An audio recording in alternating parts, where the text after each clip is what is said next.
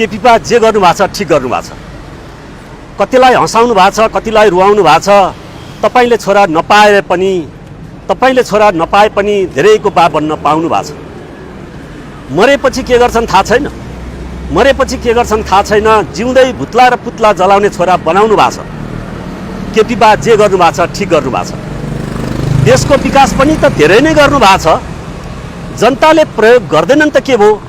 Hospital र view tower बनाइदिनु भएको छ, नेपालमै पानी जहाज ल्याइदिनु भएको छ, घर घरमा ग्यास पाइप जोडिदिनु भएको छ, हावामा भए पनि रेल कुदाइदिनु भएको छ। साँच्चै केपीपा जे गर्नुभएको छ ठिक गर्नुभएको छ। यता जनताको पिरमर्का पनि बुझिदिनु भएको छ। बेनी कुसमा रेल कुद्यो भने वरिपरिका घर उछिटिन्छन् कि भनी चिन्ता पनि लिनु भएको छ। यता सडकमा जो जति उफ्रिए पनि कहिले थाहा नपाए चाहिँ गरिदिनु भएको छ, कहिले थाहा पाएर पनि कानमा तेल हालेर बसिदिनु भएको छ। साँच्चै केपीपा जे गर्नुभएको छ ठिक गर्नुभएको छ। काङ्ग्रेसको बुई चढ्नु भएको छ। काङ्ग्रेसलाई चोर भन्थे, चोरमाथिको चण्डाल बन्नु भएको छ। मूल्याङ्कनमा 28% ल्याएर पनि सिंहासनमा बस्न पाउनु भएको छ। अनि 48% ल्याउने शिक्षकलाई सडकमा सुताइदिनु भएको छ। दुई जिब्रे भाषा प्रयोग गरिराख्नु भएको छ। सत्ता बाहिर हुँदा एउटा कुरा गर्नुभएको छ, सत्ता बाहिर हुँदा अर्कै कुरा गर्नुभएको छ। साँच्चै केपीपा जे गर्नुभएको छ ठिक गर्नुभएको छ।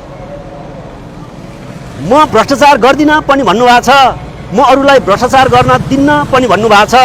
यदि कसैले भ्रष्टाचार गरिहाल्यो भने सपोर्ट गर्नेलाई गोजीमा लुकाइदिनु भएको छ, विरोध गरे कि त जेल कोचिदिनु भएको छ कि त बर्खास्त गरिदिनु भएको छ।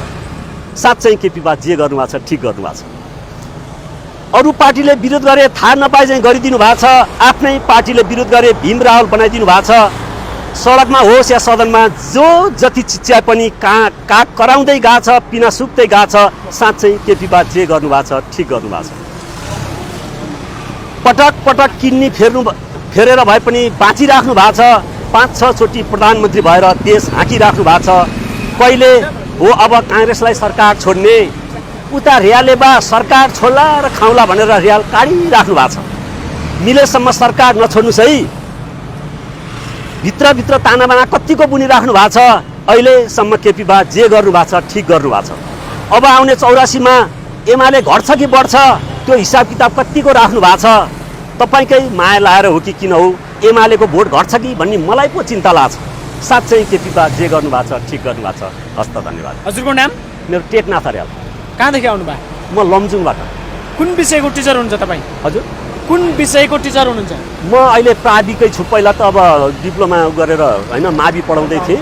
अनि अहिले चाहिँ अब स्थानीय सरकारमा जुन किसिमको एउटा स्वत यो गर्थ्यो, यसको कारणले गर्दाखेरि होइन अहिले होइन अब त्यहाँ स्थानीयले गर्दाखेरि मलाई अब त्यहाँ राजनीतिक हिसाबले कुरो नमिलेर मलाई अहिले प्राविमा सरुवा गराइदिएको छ। म अहिले प्राविमै अहिले 18-19 वर्ष सेवा भयो, एक त बडो हुन सकेको छैन।